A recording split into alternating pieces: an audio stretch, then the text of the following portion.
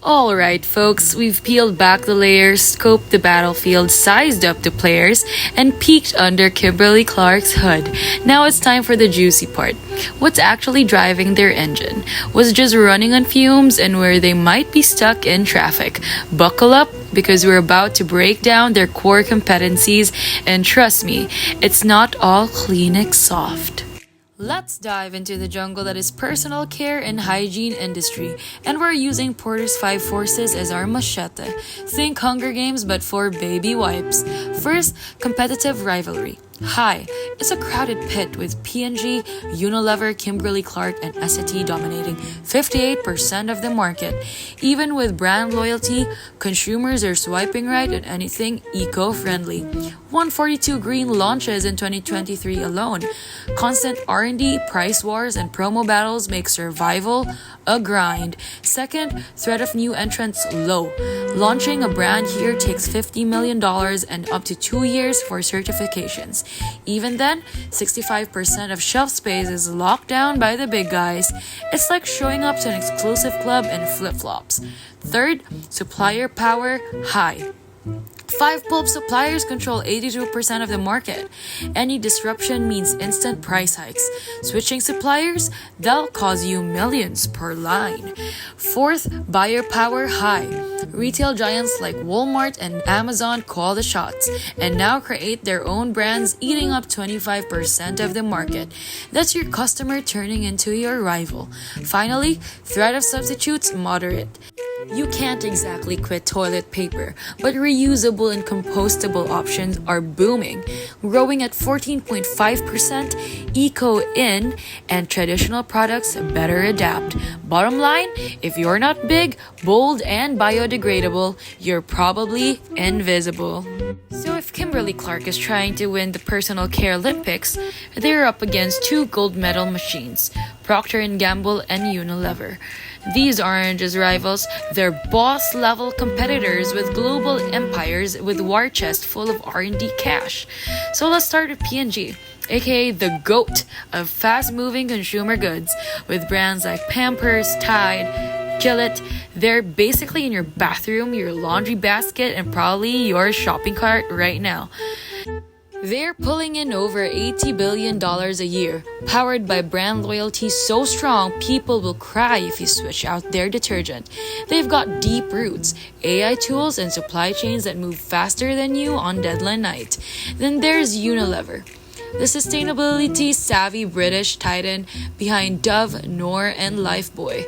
They're the cool kid who's always the class president, purpose-driven, climate-conscious, and socially woke. With a digital infrastructure that's 100% in the cloud and over 500 AI tools, they're turning sustainability into a competitive weapon.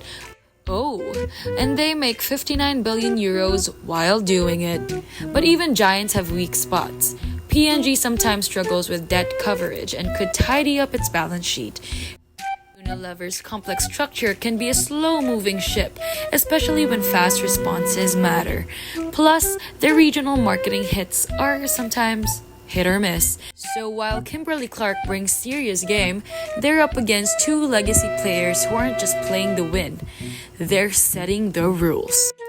Alright, if Kimberly-Clark wants to stop playing defense and start winning like a champ, here are the 5 power moves, aka key success factors they need to nail yesterday.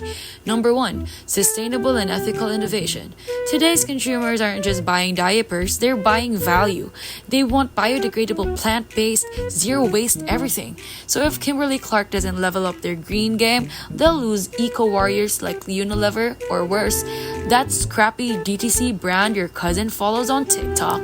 Next, cost efficiency and supply chain resilience.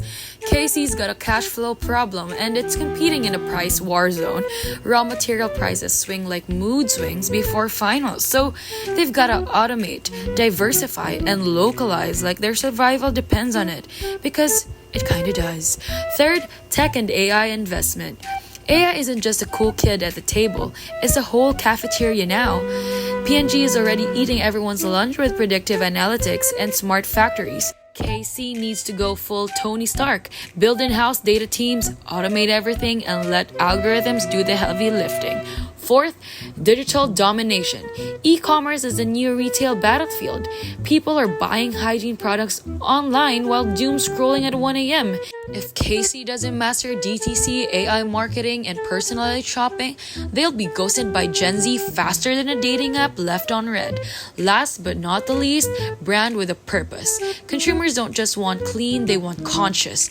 Brands that stand for something, sustainability, inclusivity, and empowerment win hearts and wallets. If Casey doesn't speak up, they'll fade into beige. Bottom line, adapt fast or get left in the hygiene aisle dust. Core competencies. First off, here's the honest truth. They don't have any true core competencies right now, meaning none of their capabilities tick all the boxes to be both rare and inimitable. But don't worry, KC isn't starting from scratch. They have temporary competitive advantage. Their strong global brand portfolio, iconic Huggies, and Kleenex gives them a solid edge. Plus, their experienced leadership and strategic vision help steer the ship in a competitive market. Then there's what we call competitive parity. These are valuable strengths that most players have, like their global manufacturing and distribution network, strong retail relationships with prime shelf space, well-developed supply chain management, and access to financial resources. These keep them in the game but don't make them stand out. Now, the exciting part. Kimberly-Clark has potentially emerging advantages in innovation and R&D, as well as sustainability initiatives and ESG leadership. These aren't rare or impossible to imitate just yet, but with smart investments and differentiation, they could become real core competencies, the kind that set them apart and power their future growth. So in short, Kimberly-Clark has a solid foundation and some promising areas to build on, but still has room to sharpen their unique competitive advantage. The good stuff, the challenges, and where the magic could happen. Let's dive into Kimberly-Clark's SWOT analysis. First up, Casey got some serious brand muscle. Think Huggies, Kleenex, names that almost everyone knows and trusts. They're the rock stars in North America, making up over half their sales. Plus, their global supply chain is like well-oiled machine, efficient, reliable, and able to get products on shelves worldwide. Their acquisition of Things Incorporated shows that they're not just stuck in the past, they're stepping into the reusable, eco-friendly game with period and incontinence underwear. Financially, they're holding strong with high returns on equity thanks to savvy leverage. But not everything's sunshine and rainbows. KC leans heavily on mature markets, mainly North America, which means growth is kinda slow. They're struggling to charm younger, socially conscious shoppers who crave brands with purpose and digital savvy. Speaking of digital, their tech game, let's just say it's more retro than cutting edge. They're still playing the traditional B2B and retail game, missing out on direct, personalized connections with customers. And on sustainability, they're playing catch up, relying a bit too much on wood pulp and single-use plastics, while competitors sprint ahead with aggressive green goals. Innovation feels cautious, more steady Eddie than game changer. Plus, their product offerings lack rarity and strong differentiation, which makes it tough to stand out in a crowded market. And now, here's where it gets exciting. KC has a golden chance to shake things up. Circular packaging? Check. Gender-neutral hygiene products? Trending. Local eco-solutions tailored to communities? Yes, please. If they ramp up collaborations with tech partners and local groups, they could supercharge innovation and agility.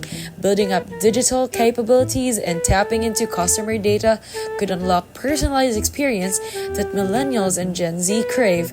Diving into premium digital-first offerings and stepping up proactive sustainability initiatives could totally revamp their image and bottom line. Embracing disruptive innovation and digital transformation could be their ticket to future-proofing. But watch out! Agile FMCG rivals are circling, ready to snatch market share with cooler, greener, and more digital-first products. Consumer tastes are shifting fast towards brands with social and environmental purpose. Raw material prices? They're roller coaster, especially with pulp and fuel. Plus, environmental regulations are tightening, putting pressure on disposable product lines. If Kimberly-Clark doesn't keep pace, they risk losing relevance in an evolving market. And now, we're throwing down a corporate showdown.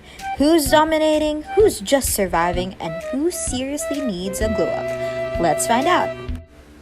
Round 1, Sustainable and Ethical Innovation. Kimberly-Clark's making moves like acquiring Thanks, a brand for reusable period products, but they still rely heavily on single-use plastics and wood pulp. Their sustainability game, it's a bit reactive. Meanwhile, P&G is integrating eco-conscious design into packaging and supply chains. And Unilever? They're going full throttle, embedding ethical sourcing, carbon reduction, and social equity into their entire value chain. And now for round 2, cost efficiency and supply chain skills. Kimberly-Clark has tight operations but low cash flow margins, and pricing pressure hold them back. So not cute. P&G's the powerhouse here with its Supply 3.0 strategy, real-time data use, and a global logistics network that just works. Unilever's dispatch model is also efficient, but it's slightly behind P&G in terms of scale and automation. Round 3, Tech and AI Flex. Here's where Kimberly-Clark really falls behind. They're still in early phases with AI, especially in R&D and marketing. On the flip side, P&G is pioneering with platforms like Project Genie, and Unilever is running over 500 AI applications guided by a responsible AI framework, and that's some serious digital transformation. Down to round 4, digital and e-commerce game. Kimberly-Clark is still mostly focused on the traditional retail and their direct-to-customer strategy. Not great.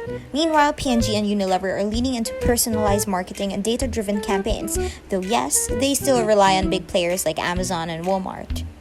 Last round, round 5, brand purpose and trust. Kimberly-Clark has legacy trust, but not a lot of emotional storytelling.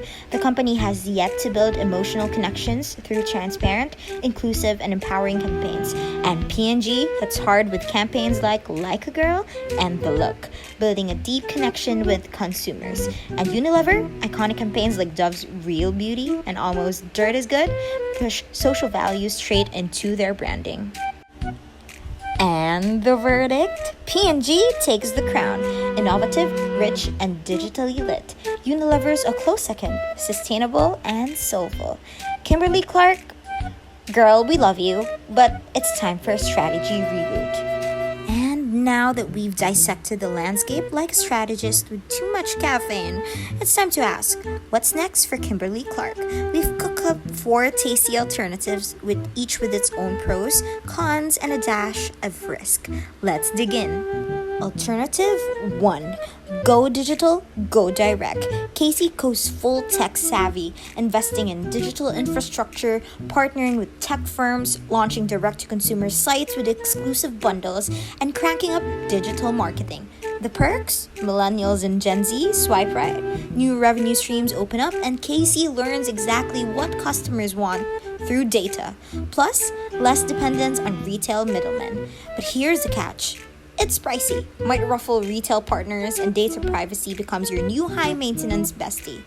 Not exactly a light switch flip. But now, we're down to alternative 2. Operational efficiency. Cutting costs without cutting corners. Think of this as cleaning house. Optimizing supply chains, automating, investing in R&D, and diversifying raw materials. The payoff? Well, dodging price hikes, padding profit margins, and staying competitively priced. Plus, more cash for other projects. The downside? It's a little safe. Too focused on tightening bolts, it risks missing shiny new ideas. Consumer trends might get ignored. Reliable, but not the flashiest. Alternative 3. Sustainability, but make it strategic. The green glow up. Casey could go all in on circular packaging, sustainable sourcing, and community partnerships, boosting brand image and charming eco-conscious consumers. But beware of greenwashing accusations if it's not genuine. Plus, high costs and big operational shifts. Think planting a tree. Slow growth, but worth it if done right. And now for our last alternative, product portfolio party. New markets, new products, new people to impress. This means premium lines, niche brands, and expanding into emerging markets. It spices up revenue and keeps Casey ahead of evolving tastes. But too much focus on the new could abandon core products. Plus, costs and cultural challenges add up. Ambitious? Yes, but it needs laser focus to avoid chaos. And At the end of the day, each alternative brings value.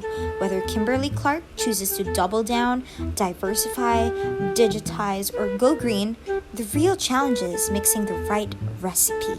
Next, we'll explore how to blend these moves into a smart, scalable strategy. Stepping up in a big way, this is the implementation plan. Talking sustainability, tech, and complete glow up. Let's break it down. So phase 1, this is year 1. It's about laying the groundwork. Think of it like prepping before a marathon. We're investing $150 million, yes, serious coin, to supercharge R&D for eco-friendly packaging, reusable hygiene products, and smarter ways to get products to your door. Plus, they're building smarter systems to track sustainability and learn what customers actually want. It's all about testing, learning, and not being afraid to shake things up. Phase 2, year 2 and 3. This is where things get exciting. What worked in testing? Let's take it global. More eco-friendly factories, less waste, AI-powered supply chains, and partnerships with tech pros like Google Cloud and Salesforce. Fast forward to phase 3, the leadership zone. By year 5, Kimberly-Clark wants to be the name in sustainable hygiene. We're talking diaper recycling programs, global D2C reach, and full transparency on carbon impact. Basically, the gold standard for doing good while doing business. It's not just about products anymore. It's about people and planet, and using smart tools to do better. Let's talk results. First up, financials. We're tracking revenue growth from sustainable products, supply chain savings, and strong returns on AI and automation investments. Next, the customer. Are they happy? We measure satisfaction, loyalty, and how well we're capturing the eco-conscious crowd. Behind the scenes, we're looking at product launch speed, supply chain efficiency, and progress on our sustainability goals. And finally, growth. It's about people, training employees, building innovation teams, and creating a culture that moves fast and thinks green. So what's the verdict? Kimberly-Clark's got some solid cards, a killer brand lineup, and leadership that knows the game. But if they want to move from nice try to market MVP, they'll need to double down on innovation and sustainability. See that pun right there? Think of it as an upgrading from disposable to downright unforgettable. That's our scoop. Thanks for hanging out, and keep your eyes on Kimberly-Clark's next moves.